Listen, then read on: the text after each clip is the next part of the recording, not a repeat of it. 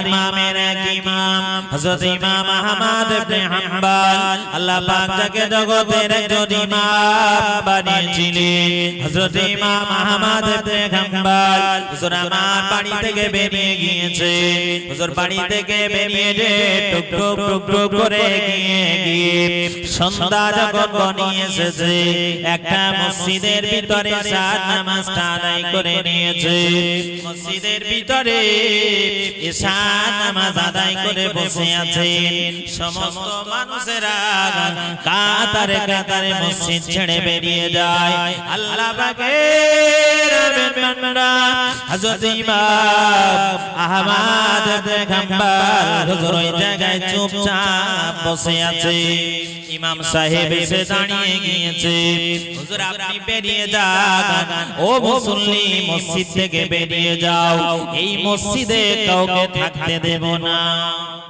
বলল বাবা আমি একজন মুসাফির মানুষ আমার যাওয়ার কোনো জায়গা নেই অন্তত এই রাতটুকু আমায় থাকতে দাও আমি তোমাদের সঙ্গে ফজরের নামাজ পড়ে তারপর আমি বিদায় নেব আমি কিছু চুরি করব না চোর নয় অতএব আমাকে থাকতে দাও মানুষ তো মানুষ চেনে না মানুষ প্রকৃত মানুষ যারা তারা মানুষ চেনে আর যারা মানুষ না তারা তো মানুষ চিনবে না ইমাম বারবার বলছে মসজিদ থেকে বেরিয়ে যান আমরা রাখবো না উনি বারবার বলছে যে বাবা রাতটুকু একটুখানি আমার ঠাঁই দাও চার ইমামের এক ইমাম হযরত ইমাম আহমদ ইবনে হাম্বল হুজুর ওই সময় মসজিদের ভিতরে দাঁড়িয়ে চিন্তা করে আমি যদি এই মানুষটাকে জানিয়ে দিই আমি গোলাম জগতের ইমাম আমি ইমাম আহমদ ইবনে হাম্বল এই মানুষটা বড় লজ্জিত হয়ে যাবে এই মানুষটা বড়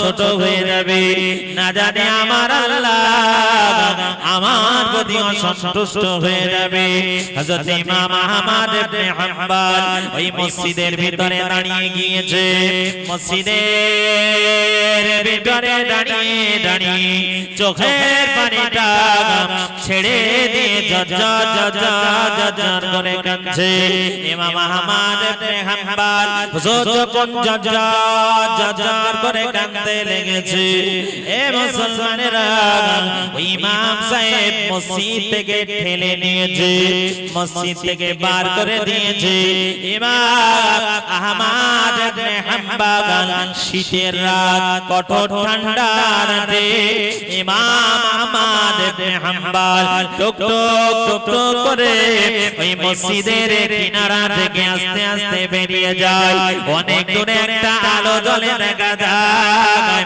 হুজুর আস্তে আস্তে করে ওই আলোর কাছে দাঁড়িয়ে যাবে আলোর কাছ পর্যন্ত চলে যাবে অনেকটা দূর থেকে দেখা যায় একটা মানুষ একটা বড় উনান জ্বালিয়ে দিয়ে ওই উনানের ভিতরে বসে গিয়েছে ওই উনানের পাশে বসে রুটি সেকতে লেগেছে বাবা ইমাম আহমদ ইবনে হাম্বল দাঁড়িয়ে গিয়েছে আসসালামু আলাইকুম ভাইজান আমাকে একটু জায়গা দেবে রাত কই কঠোর ঠান্ডা গায়ে ভালো জামা না বাইরে পোশাক না এই জায়গাতে আমাকে একটু থাকতে দেবে এই জায়গাতে আমি একটু সময় দেবে রাতটা কাটিয়ে ফজরের নামাজ পড়ে চলে যাব ওই যুবকটা দাঁড়িয়ে গিয়েছে রুটি বেলা যুবকটা দাঁড়িয়ে গিয়েছে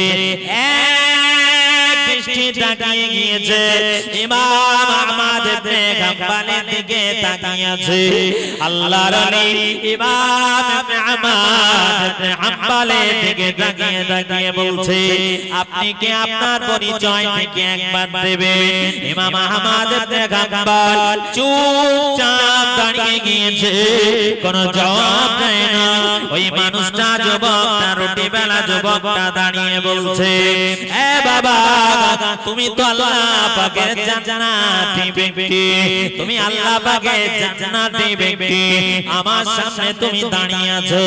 ইমাম আহমদ ইবনে হাম্বলের চোখ দিয়ে টপ টপ টপ করে পানিগুলো গড়িয়ে যাচ্ছে।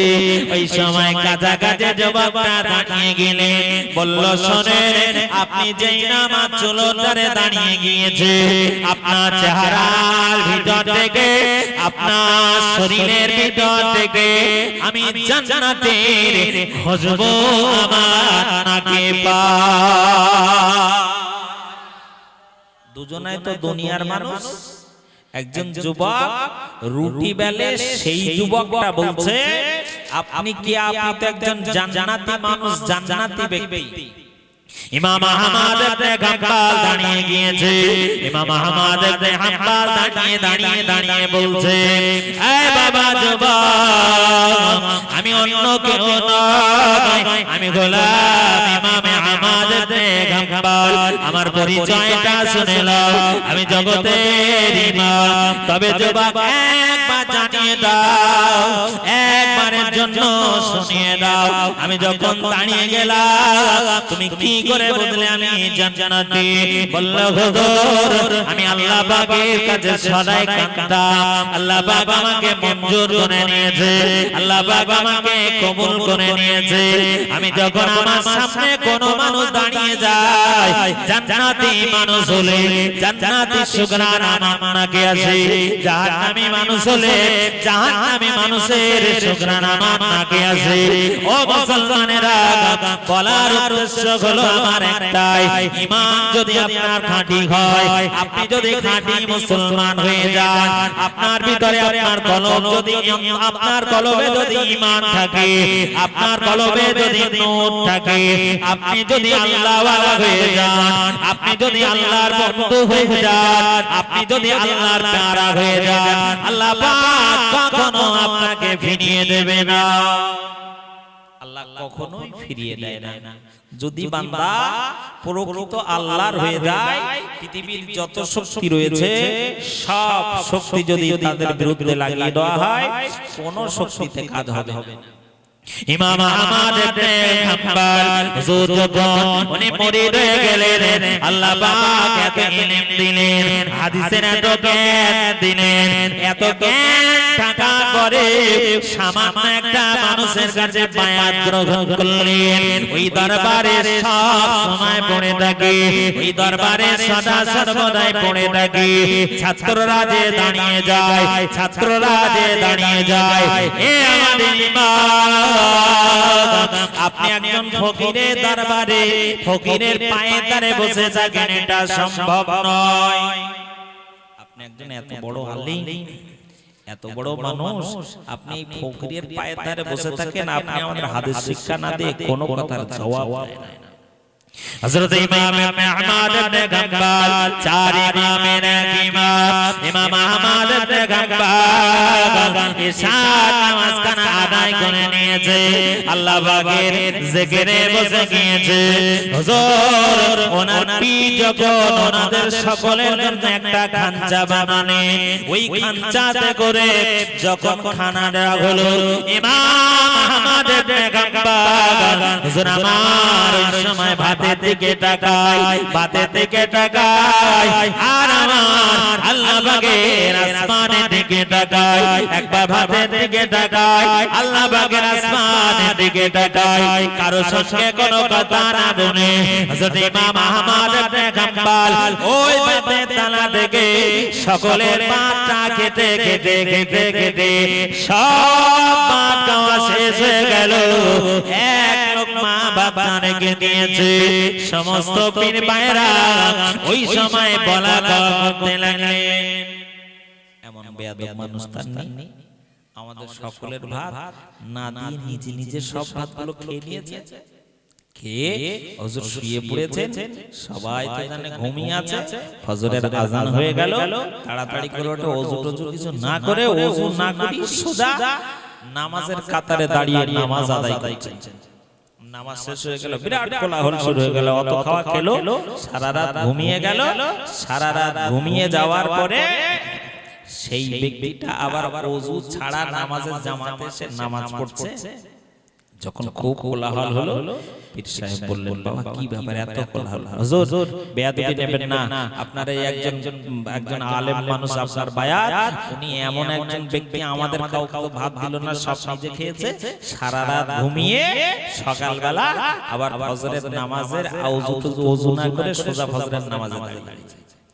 আল্লাহর আমি ডাক দিলে, এ বাবা ইমাম আহমদ ইবনে হাম্বল, এ বাবা একটা বাত জানিয়ে দাও, শুনিয়ে দাও বাবা, সারা রাত ঘুমিয়ে গেলে অতটা ভাত খেয়ে দিলে, তারপরে কেন ওযু না করে নামাজে দাঁড়িয়ে গেলে? আল্লাহ পাকের ওলি জবাব দিয়েছিলেন, হুজুর আপনি যখন আমার সামনে ভাতের খাঞ্চাটা রেখেছিলেন, আমি ভাতের দিকে তাকাই, আল্লাহ পাকের আসমানের দিকে তাকাই, আমি ভাতের দিকে তাকাই, আল্লাহ পাকের আসমানের দিকে তাকাই, আল্লাহ পাকের আসমানের দিকে যা দেখি ভাতের ভিতরে তাই দেখতে পাই। এ মুসলমানেরা, যারা আল্লাহ পাকের ইবাদত করে, আল্লাহ পাকের জিকির করে, আল্লাহ পাককে পাওয়ার জন্য যারা সাধনা করে, আল্লাহ পাককে পাওয়ার জন্য যারা সাধনা করে, তাদের জন্য আমার আল্লাহ পাক তাদের ভিতরে আল্লাহ পাক নূর বর্ষণ করতে থাকে। ওই নূরে যখন কোন বান্দা নূরান্বিত হয়ে যায়, ওই বান্দা শরীর যখন নূরান্বিত হয়ে যায়, এই মুসলমানেরা কান খুলে শুনে রাখো, ওই নূরান্বিত ওই চেহারাটা আল্লাহ পাকের নূর যাদের চেহারার ভিতরে আছে, ওই চেহারাটা কোনদিন মাটি খেতে পারবে না, ওই চেহারাটা কোনদিন পোকা খেতে পারবে না, ওই চেহারাটা কোনদিন কবরের কোন রকম কোন ক্ষতি করতে পারবে না। এই মুসলমানেরা, আমার আগে বিদায়ী বক্তা বলছিলেন, মুসলমান জানেন খাজা গনিবে নওয়াজ মাইনুদ্দিন চিশতি আজমিরি হুজুর আমার আজমির শরীফে শুয়ে আছেন। হুজুরকে বলা হয় সুলতানুল আসগার, ইলমে মারিফাতের ভাষায় সুলতানুল আসগার বলা হয় কাদের জানেন? মুজাদ্দিদ আল বেসানি পাঞ্জাবে সিরহিন শরীফে শুয়ে আছে। হুজুর আমার নিজে লিখলে, হুজুর আমার নিজে বললেন, এ বাবারা শুনে রাখো, এ মুসলমানেরা শুনে রাখো, আমি আর থাকবো না, তবে আমার কথাটা স্মরণ রেখে দিও। আল্লাহ পাক প্রত্যেকটা মানুষের পা থেকে মাথা পর্যন্ত ৭০,০০০ লোমের কোপ নিয়েছে, ৭০,০০০ লোম আছে। আল্লাহ পাক আল্লাহ তাআলার ইবাদত করতে করতে যারা আল্লাহর আশিক হয়ে যায়, সুলতানুল আসগার যারা হয়ে যায়, ওদের আমার আল্লাহ ইলমে মারিফাতের ভাষায় 10টা লতিফা কমপ্লিট হয়ে যায়। এই মুসলমানেরা, ওই 10টা লতিফা যখন কমপ্লিট হয়ে যাবে, ওই 10টা লতিফা কমপ্লিট হয়ে যাওয়ার সাথে সাথে ওই ৭০,০০০ লোম কূপের গোড়া থেকে আল্লাহ আল্লাহ জিকির জারি হয়ে যায়। ইন্তেকালের পরেও ওই ৭০,০০০ লোমের গোড়া জিকির বন্ধ হয় না। ওই জন্য ওই সমস্ত মুর্দাদের কবরে কখনো পোকাও স্পর্শ করতে পারে না, কখনো ওই সমস্ত লাশের কিছু হয় না। ১০০ বছর পরেও যদি ওই কবর খোঁড়া যায়, ১০০ বছর পরেও জিন্দা থাকে। বাস্তবটা বলে গেলাম। হযরতে আইয়ুব কুদরির মাজার আছে আপনার সম্ভবত ফিলিস্তিনের ভিতরে, ইরাক আর ইরানের ঠিক মধ্যবর্তী একটা জায়গাতে। ওই সময় অনেক লম্বা চওড়া, ছোট ভাষায় বুঝিয়ে গেলাম।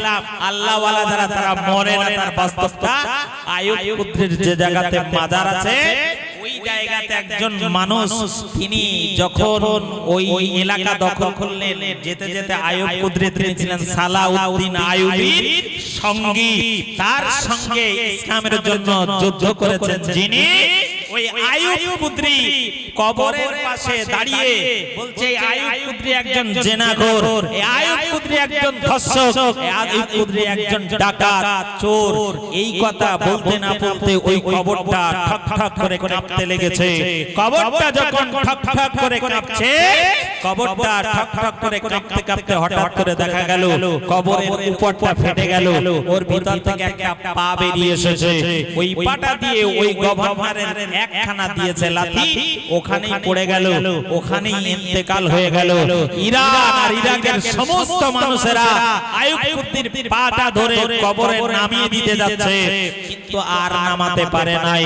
আল্লাহর ওলিরা জীবিত, আজ সপ্তাহে একদিন ওই কবরবাসীর ওই আইয়ুব কুদ্রি রাহমাতুল্লাহ আলাইহির পায়ের নখ কেটে দিতে হয়। একটু জোরে বলবেন সুবহানাল্লাহ। বক্তব্য লম্বা চওড়া নয়, অনেক আলাপ আলোচনা করেছি। গুনাহগার, যদি কোনো ভুল ত্রুটি করে থাকি আল্লাহর রাস্তায় ক্ষমা করে দেবেন। আল্লাহ আমাদের সকলকে কবুল করুক, আল্লাহ আমাদের সকলকে ঈমানের রাস্তায় কবুল করে নিক। সকলে বলে আল্লাহুম্মা আমিন। ওয়া আখিরি দাওয়ানা আলহামদুলিল্লাহি রাব্বিল আলামিন। আসসালামু আলাইকুম। আমার এই পরবর্তী